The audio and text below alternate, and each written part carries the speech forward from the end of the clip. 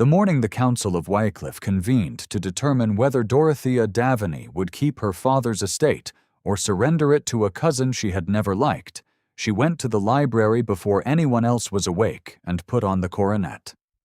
She had not planned it. She had come to find the survey ledgers her solicitor had asked for, the ones her father had kept in the lower cabinet behind the terrestrial globe, and she had found those easily enough. Then she had seen the coronet sitting where it always sat, on its velvet cushion inside the glass case above the chimney-piece, and she had stopped. Her father had worn it at his own investiture, 40 years before her birth. He had worn it at 3 coronations since. He had worn it on the day Dorothea's mother died and had set it down afterward with his hand still shaking, and had never, to Dorothea's knowledge, touched it again. It was silver gilt, the Wycliffe coronet, with 8 strawberry leaves alternating with pearls, and the family crest worked into the band. It was not large. It was not imposing in the way she had always imagined coronets to be imposing. It was simply old and worn, and it smelled of the same beeswax polish as everything else in this house that had been tended with love rather than obligation.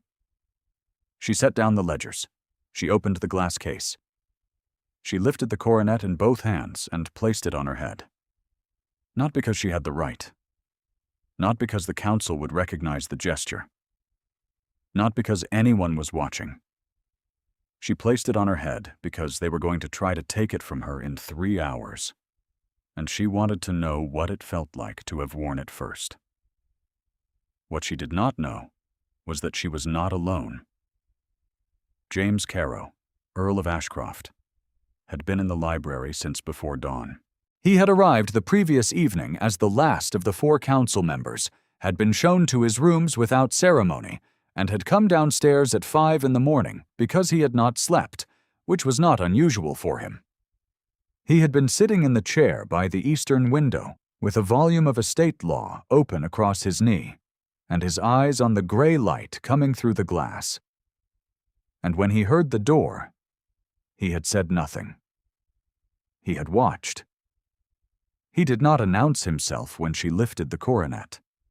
He did not announce himself when she set it on her head, or when she stood very still with her hands at her sides, and her chin at a careful angle, and her eyes closed for exactly as long as it took to breathe in and breathe out.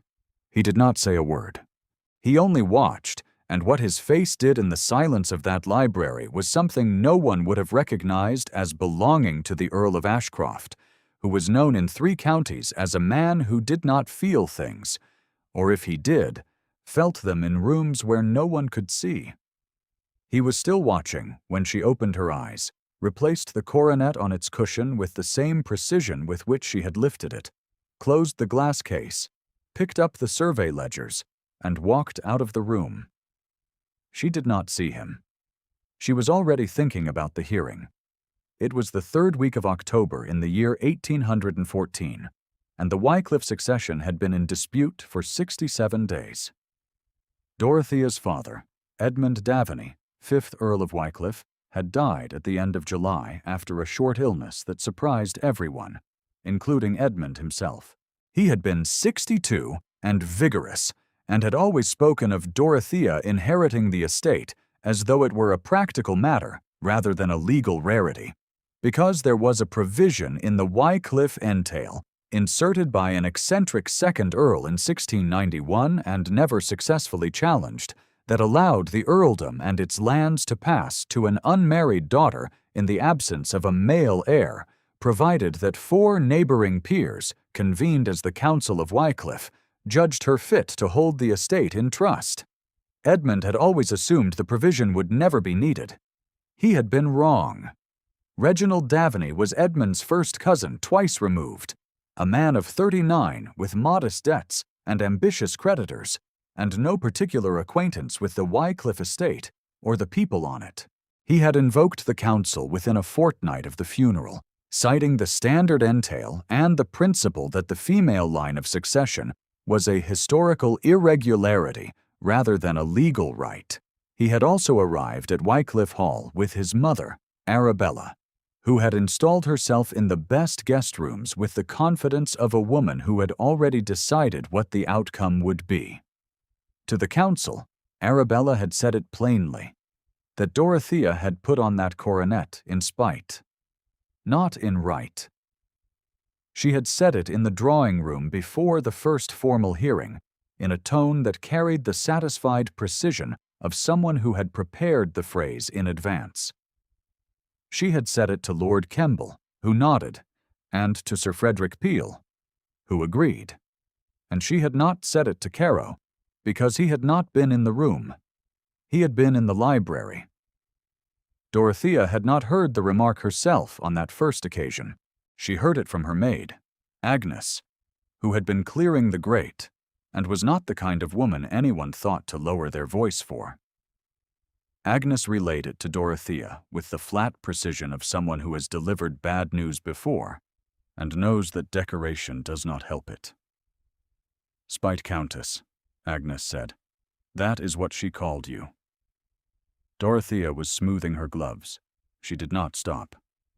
"She is welcome to call me what she likes," she said, "so long as the council calls me Lady Wycliffe." She said it steadily. Her hands did not shake.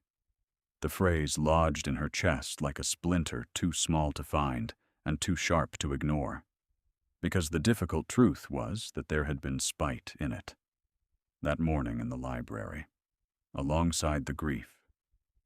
She was honest enough to know the difference. If you have found her already, stay with her a little longer. She has not had an easy 67 days. The first council hearing lasted 4 hours and resolved nothing. Reginald's solicitor presented the standard entail argument with impressive efficiency. Dorothea's solicitor, Mr. Tench, an elderly and precise man from Bath, presented the 1691 provision with equal efficiency.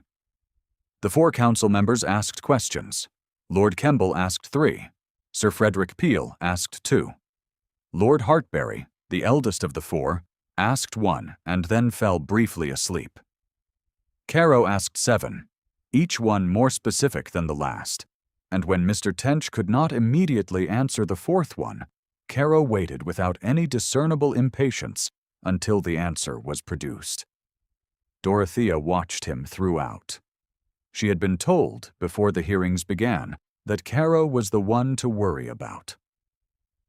Lord Kemble had a soft spot for old provisions of law and would likely support her. Sir Frederick was a practical man and would follow whoever made the stronger argument.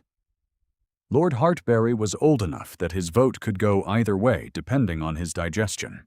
Caro, she had been told, had never ruled in a woman's favor in a succession matter, and he had the sharpest legal mind of the 4, and if he decided against her, the others would follow. She had expected someone older. He was 34, perhaps 35. With dark hair going to gray at the temples and a jaw that looked as though it had been carved from the same stone as the estate's south wall. He wore black with no ornament, which she noticed because the other 3 council members had dressed with varying degrees of formal elaboration, and he alone looked as though he had simply put on his clothes. His face, when he asked his questions, was perfectly still. His eyes were gray, very clear, and did not move from whoever was speaking. When no one was speaking, he looked at the table, or at his notes, or occasionally at the window, and he did not look at her. Which was, she thought, its own kind of information. He did not avoid her eyes the way a man avoids the eyes of someone he has already decided against. He avoided them the way a man avoids looking at something that might alter his thinking. She filed this observation away carefully and did not let herself act on it. The days that followed the first hearing were occupied with testimony. The Wycliffe steward, a man named Croft who had served her father for 22 years, testified to the estate's management. 2 tenant farmers testified to the quality of the land's upkeep. A neighboring clergyman testified to Dorothea's character. Reginald's side produced a London solicitor with an opinion on the 1691 provision, and Arabella Daveney produced a letter, apparently written by a legal scholar who had since died, suggesting the provision was irregular at best. Through all of this, Dorothea sat and listened and answered questions when she was asked, and did not raise her voice. Arabella attended every session with her embroidery and her expression of composed certainty. Reginald attended less frequently, which Dorothea had begun to suspect was a strategy, for his absence made him seem above the fray, as though he expected to win without effort. It was on the fourth morning that Caro saw what changed everything, though Dorothea did not know he had seen it until much later. She had risen at 5, which she always did in October at Wycliffe, because the home farm's quarterly distribution fell in the 3rd week, and she had learned as a girl that if she was not there to oversee it, the bread allotment was the first thing the steward trimmed when he was trying to make the ledgers balance. Croft was a good man, but he was a practical one. And the tenant families on the South Fields had 7 children between 3 households, and Dorothea had inherited her father's particular conviction that an estate's dignity was measured first by how it fed its people. She had discovered 2 days earlier, going through the estate accounts, that Reginald had quietly instructed the steward to suspend the quarterly distribution until the succession question was resolved. He had framed it as prudent conservation of resources during an unsettled period, and Croft had gone along because Reginald's claim was plausible, and a man in Croft's position did not take sides until he had to. Dorothea had not argued with Croft. She had simply asked where the flour was kept and organized the distribution herself before the house was awake, in the farmyard with the gray October light coming up over the South Fields, and her good boots getting muddy and her breath visible in the cold air. She was handing a sack of flour to old Mrs. Pennock's granddaughter when she became aware that someone was watching from the far end of the yard. She glanced up once. Caro stood at the fence line, his hat on, his coat dark against the pale morning. He had a notebook in his hand, which told her he had come for the estate inspection he had requested 2 days ago, and not announced in advance. He did not move when she looked at him. He did not look away. She did not stop what she was doing. She finished the distribution, counted the signatures in the ledger she had brought from the house, said something quiet to Mrs. Pennock's granddaughter that made the girl smile, and then walked back across the yard toward the house, and did not look at Caro again. He said nothing. She said nothing. The morning was very cold and very still, and the sound of the farm waking up around them was the only sound there was. He did not leave immediately. She did not look back, but she knew it. The way one knows the position of a fire in a dark room without having to turn toward it.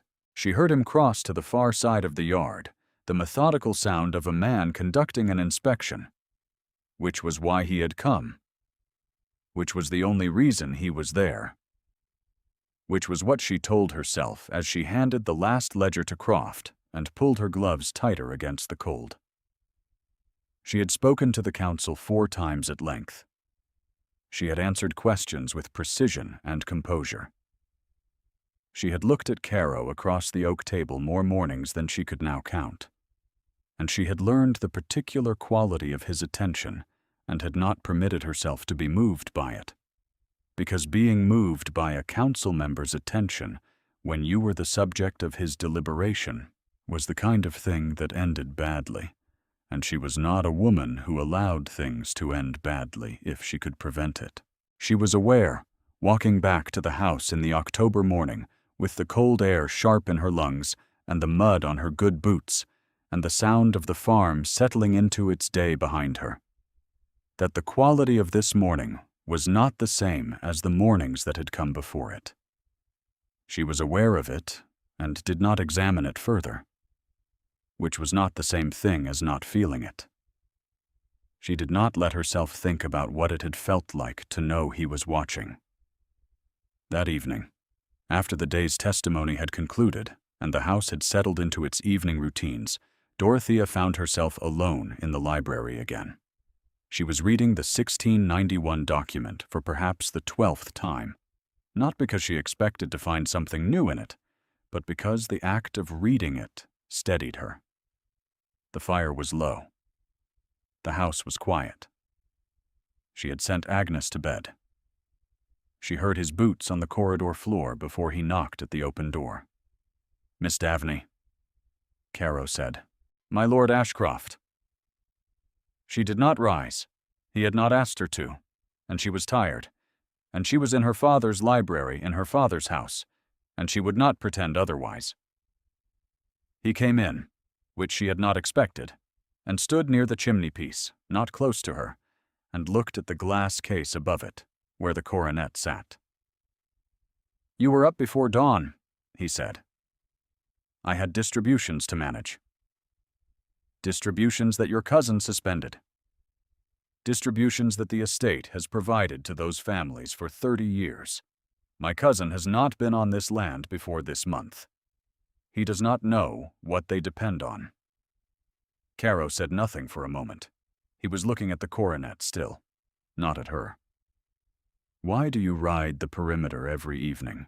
she asked him then, because she had been wanting to ask it for days, and the hour made honesty feel less dangerous. The other council members returned to their rooms after supper. "You go out."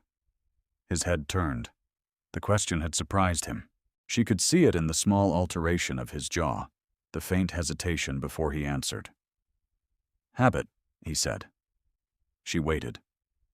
He knew she was waiting. "My wife died 4 years ago," he said at last, his voice level and not particularly quiet. "I was at Ashcroft. She was at our townhouse in Bath. She sent for me, and I was 3 hours from her, and I did not arrive in time." He paused. "I ride because I cannot sleep. It is not more complicated than that." Dorothea looked at the fire. "I am sorry," she said, because it was true, and because he had told her something true in return, and she would not dress it with anything else. "She called for me," he said. And the word "called" was the only word in the sentence that carried any weight, and it carried a great deal of it. "I have spent 4 years understanding what that means for someone whose household depends on them." The fire shifted. A log settled. The coronet caught the light from across the room, a glint of silver gilt in the glass case. "You understand what it means to be absent," Dorothea said, "when you should not have been." "Yes." She looked at him then, and he was looking at her, and neither of them looked away. And the silence that followed was not the silence of nothing being said. It was the silence of something being said that had no words for it yet. He was standing very still by the chimney-piece, and she was in the chair, and the fire was between them, and the room was warm. And she was aware of her own pulse in a way that she had not been aware of it since before her father died. Since before the world had compressed itself into hearings and ledgers and the particular endurance that grief requires. She was aware that he was aware of it too. She could see it in the careful angle of his jaw, in the deliberate way he looked at the fire rather than at her, which was itself a kind of looking. She did not know what she would have said if he had spoken. She was grateful, and not grateful, that he did not. He left shortly after. She sat with the fire until it was fully dark outside, and then she put out the candles and went upstairs, and lay awake for a long time with her hands folded on the coverlet, and her eyes on the ceiling, and the particular awareness that she was in trouble, the kind that had nothing to do with the council. The hearings continued. Dorothea presented her accounts. She presented the land surveys. She presented the testimony of the estate's doctor, who had attended the tenant's children, and the vicar, who knew the names of all 43 families on the estate by heart. She answered every question put to her without deflection and without embellishment. Caro asked more questions than the others combined, and each one was precise, and she answered each one precisely, and something in the room shifted, incrementally, across those 3 days, though she could not have named what it was. Arabella noticed. Of course Arabella noticed. It was at dinner on the 5th evening, with all 4 council members present and a visiting baronet named Pendry, whom Arabella had invited from the neighboring estate, that the remark was repeated. Arabella had arranged the seating with great care, placing Sir Geoffrey Pendry between herself and Lord Kemble, and placing Dorothea at the far end with Reginald, which had the effect of making the table feel like a hearing rather than a dinner. This was, Dorothea understood, the point.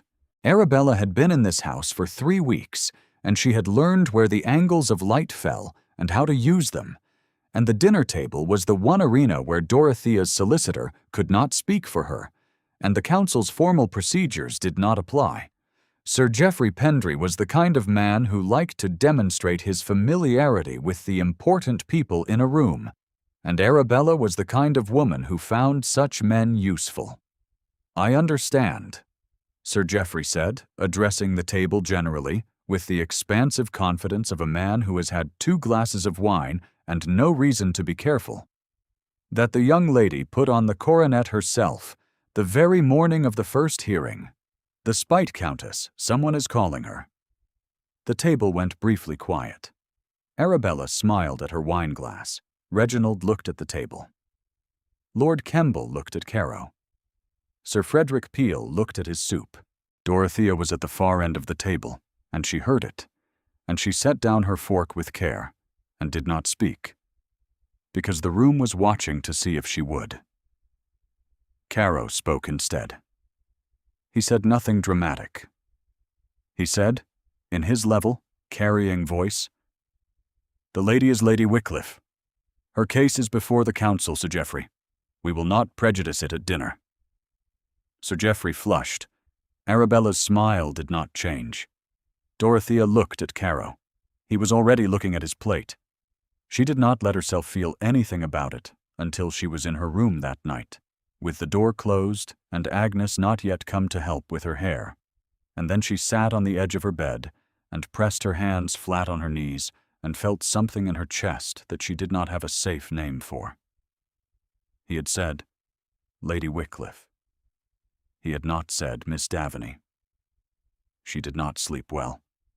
She went down to the library at 4 in the morning and read the 1691 document again, and did not hear boots in the corridor, and told herself that this was better, and did not fully believe it. What she did not know was that Caro had gone out to ride the perimeter at 2, as he always did, and had come back at 3, and had stood for a long moment outside the library door in the dark corridor, and then walked past it and gone upstairs. 3 days before the final vote, the preliminary count was made. Lord Kemble was in favor of Dorothea's claim, as expected. Lord Hartbury was against it, which surprised no one because Lord Hartbury had been against female succession in 3 prior cases and saw no reason to reconsider now. Sir Frederick Peel was against it too, which was the blow, because Dorothea had believed she had made the stronger argument, and perhaps she had. But Sir Frederick was a man who found it easier to follow precedent than to break it. James Caro's vote had not yet been formally recorded, 3-1 against, with 1 vote outstanding. Arabella found Dorothea in the upstairs corridor that evening, which Dorothea did not believe was accidental. "You wore the coronet in spite," Arabella said without preamble, in the tone she used when she had decided a conversation had already concluded. "You will surrender it the same way." Dorothea was very tired. The corridor was cold, and the candle in Arabella's hand threw sharp shadows across the older woman's face, and Dorothea looked at her for a moment, in silence. "My father held this estate for 38 years, Dorothea said, with the particular precision of someone choosing each word rather than speaking from feeling. "His people know their names, and my father knew theirs. The walls are sound. The farms are productive. The children are fed. I do not know what spite has to do with any of that." Arabella said nothing. The candle flickered. "Good night, Mrs. Daveney," Dorothea said, and walked past her. She went to the library. She sat in the chair by the eastern window where Caro had sat that first morning, and she watched the dark for a long time, and she did not cry, which required considerable effort, and eventually she slept, which required less. The morning of the final vote, the council chamber at Wycliffe Hall was cold and formal in the way such rooms become, when something that matters is about to happen in them. It was a room Dorothea's father had used for estate business, with a long oak table and 4 chairs on one side and 2 on the other, and a window facing north that let in a thin white October light. The 4 council members sat together. Reginald sat beside his mother. Dorothea sat across from them with Mr. Tench at her elbow, and Mr. Tench had told her that morning that there was nothing more to be done by way of argument, that the case had been made and would be made again at the final session, and that the vote would go where it went. Lord Hartbury spoke first. His vote was against. He said so without elaboration and without meeting Dorothea's eyes, and she noted that he had the grace to look uncomfortable. Sir Frederick Peel voted against with rather more in the way of explanation, citing 3 historical precedents and the principle of settled entail, and Dorothea listened to all of it without expression. Lord Kemble voted in her favor. He said he had found her testimony credible, her management of the estate sound, and the 1691 provision clear in its terms. He said it looking directly at Arabella, which Dorothea thought was the bravest thing she had seen in the entire proceeding. The room turned to Caro. Dorothea had kept her hands in her lap during the other votes. Both of them pressed flat against the fabric of her dress so that no one could see her fingers. She had schooled her face into the expression she had worn through 30 days of hearings. Calm and attentive, the face of someone who believes the evidence will speak for itself, even when 3 men have just said it does not. She had listened to Lord Hartbury with composure. She had listened to Sir Frederick Peel with composure. She had allowed herself, at Lord Kemble's words, one small release of breath that she did not think anyone had heard. And now the room was turning to the one man she could not read. He had not moved throughout the other votes. He was sitting with his hands flat on the table and his eyes on the document before him, and when the room turned to him, he looked up, not at Lord Kemble or Lord Hartbury or Sir Frederick Peel, but at Dorothea. She met his eyes. She did not look away. He said, "She holds Wycliffe. I will not hear otherwise." 6 words. They landed in the room the way a stone lands in a still pond, with a clarity that had no argument left in it. There was a silence. Arabella's hands went still in her lap. Reginald looked at the table.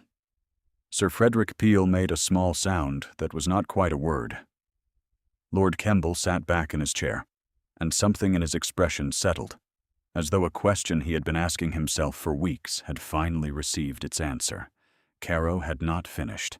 He addressed the council formally, in a voice that was the same measured level it always was, and he cited 4 points of law and 1 point of fact, the fact being the quarterly distribution, the tenants' accounts, the repair ledgers from the past 3 years, and the testimony of the estate's steward. And he made the case with the same precision he brought to everything. And when he was done, there was not, Dorothea thought, very much left for anyone to say. The final vote was 2-2, which under the terms of the Wycliffe provision meant the question went to the Lord Lieutenant of the county, who was a quiet man named Sir Robert Haverley, and who had been present at the hearing as an observer. He had not been expected to speak. He stood and said that he had found the 1691 provision unambiguous, that he found Lady Wycliffe's case more compelling than her cousin's on the merits, and that he would record his determination accordingly. It was 3-2 in Dorothea's favor, with the Lord Lieutenant's determination carrying. The room did not erupt. It did not celebrate. It simply shifted. The way a room shifts when a decision has been made that everyone knew, on some level, was coming. And the held breath of many days releases all at once. Lord Kemble gathered his papers. Sir Frederick Peel said something quiet to Lord Hartberry. Mr. Tench wrote a note with a steadiness that Dorothea found she loved him for, because she was not steady at all, though no one looking at her would have known it. Arabella stood and left the room without speaking, and Reginald followed, and Dorothea sat very still and let the room become quiet around her. And Mr. Tench said something she did not quite hear, because she was looking at her hands in her lap and trying to remember how to breathe normally. When she looked up, Cara was the only one left in the room. He was still at the table, gathering his papers with the same methodical care he brought to everything, and he did not look up immediately, and she thought he might leave without speaking, and she found that she could not bear that, and that this was its own kind of information. "Thank you," she said. He looked up. The thin northern light came through the window behind her, and she could see his face clearly, which meant he could see hers. "I voted on the evidence," he said. "I know. Thank you for attending to it." He was quiet for a moment. He picked up his papers, set them down again. A gesture she had not seen from him before, the slight indecision of it. "You were in the library," he said, "the morning of the first hearing." She did not pretend to misunderstand. "I did not know you were there." "No," he said. "I know you did not." He paused. "You placed it with great care. The coronet." He meant the coronet. She felt the heat come into her face and did not try to stop it, because her body had been telling her things about this man for 10 days, and she was tired of arguing with it. "It was my father's," she said. "I did not want them to take it without my having worn it once." He was looking at her steadily. "It will not be taken." "No," she said. "It will not." They stayed like that for a moment longer, on opposite sides of the oak table, in the cold October light, and the distance between them was exactly the distance it needed to be for a council member and a newly confirmed countess, and it was also exactly the distance that made everything else very clear. "I ride it too," he said. "I always come back." She understood what he was saying. "I am in the library most evenings," she said. "I do not always keep the door closed."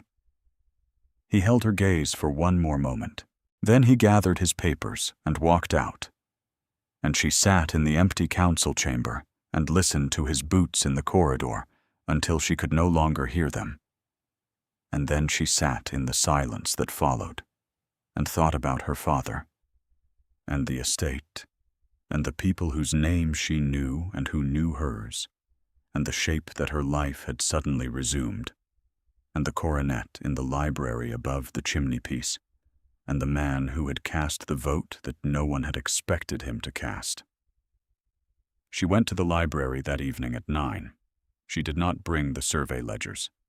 She brought nothing, in fact, except herself, and she sat in the chair by the eastern window and watched the fire, and did not read. He came at 9:30, still in his coat, as though he had been outside and come in, which she suspected was the case. He stood in the doorway for a moment, and she looked at him, and he came in. They talked until after midnight, which had not happened to her since before her father died, and which was both easier and more difficult than she would have predicted, because he asked her questions the way he asked questions in council sessions, with the expectation of a genuine answer, and she gave them, and he answered hers with the same precision, and she learned 3 things about him in the first hour that she suspected most people had not learned in the first year.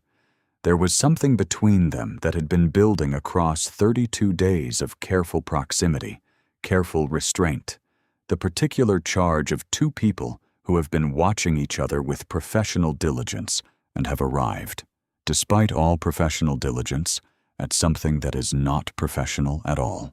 She felt it now as a kind of warmth that had nothing to do with the fire, and she did not try to diminish it, because she was 24 years old, and she had spent 67 days proving her worth to 4 men she had never met, and she was tired of diminishing things.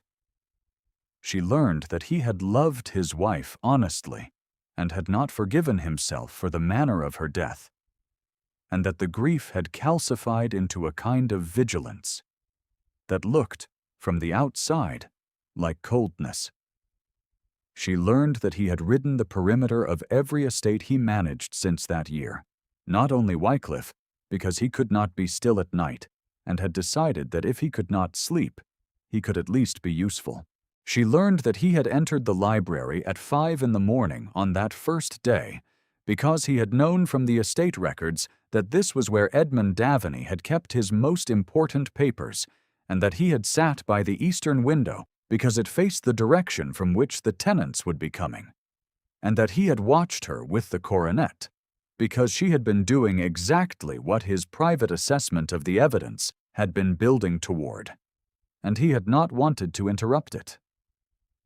She told him that she had put the coronet on not because she thought it would matter legally, and not because she thought anyone was watching, but because she had been educated by her father in the belief that an estate was a set of responsibilities rather than a set of rights, and that the coronet was the weight of those responsibilities made physical, and she had wanted to know if she could carry it. He looked at the glass case. The coronet caught the firelight. He rose and crossed to the chimney-piece and opened the glass case and lifted the coronet in both hands. She did not move. He brought it to where she sat and stood before her, and she looked up at him, and his face in the firelight was not cold at all, which she had suspected for some time now. And she felt her heart do something clear and decisive that she would not have allowed it to do 10 days ago. He placed the coronet on her head, carefully, with both hands, the way one places something old and valued in its proper position. "Lady Wycliffe," he said very quietly. "Not Miss Daveney. Not the Spite Countess. Not the girl in the library with her father's grief on her head, and no one watching. Lady Wycliffe, said by a man who had looked at the evidence and found her in it." She reached up and covered his hands with hers, just for a moment, before he withdrew them, and neither of them spoke, and the fire burned low. And outside the windows of Wycliffe Hall, the October wind moved through the ash trees, and the stars were out. She did not ride the perimeter with him that night. She sat in the library with the door open until she heard him come back in, and the particular quiet of the house when she finally went upstairs was a different quiet than it had been for 67 days. Spring came to Wycliffe that year, as it always came, suddenly, after a long winter, with crocuses along the south path and the ash trees in the park budding pale green against a sky that had finally remembered it was supposed to be blue. The tenants' children played in the yard behind the home farm. The quarterly distribution went out on time, as it always had, and old Mrs. Pennock's granddaughter was there to receive it, as she always was, and she asked after the Countess by name. The Countess was in the library. She was at her father's desk, which was now her desk, with the survey ledgers open before her, and a letter from the Bath solicitor that needed answering.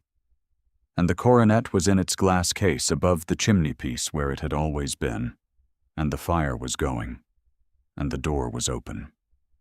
She heard boots in the corridor at 10:30. Caro came in with his coat still dusty from the road, because he had ridden from Ashcroft that morning, which was not a short ride, and had not stopped to change. He had been doing this most weeks since October. She had not asked him to. He had not announced that he would. He came because he came. And she had the fire lit and the door open, and these were the things they had settled between them without discussion, the way one settles the practical necessities of a life. He sat in the chair by the eastern window. She finished the letter. She sanded it. She set it aside. "The Pennock girl asked after you," she said. "Did she?" "She wants to know if the Easter distribution will include the sugar almonds again this year." Something crossed his face that she had learned, by now, to recognize as the expression that on other men would be a smile. "That is an important question," he said. "I thought so," Dorothea said. Outside the windows of Wycliffe Hall, the park was very green, and the sky was very blue, and the ash trees had come fully into leaf. And the Coronet sat in its glass case and caught the April light, and the fire in the library burned steady and warm, and Dorothea Daveney, Countess of Wycliffe, sat at her father's desk in her father's house that was now her house, and the world had not ended, and the evidence had been attended to, and she was not going anywhere. If this story found its way to you on an evening when you needed to know that quiet determination is eventually seen, then perhaps leave a word in the comments and tell us whose story you would like to hear next. She wore it with grief and with spite, and in the end, she wore it because she had earned it. We will see you in the next chapter.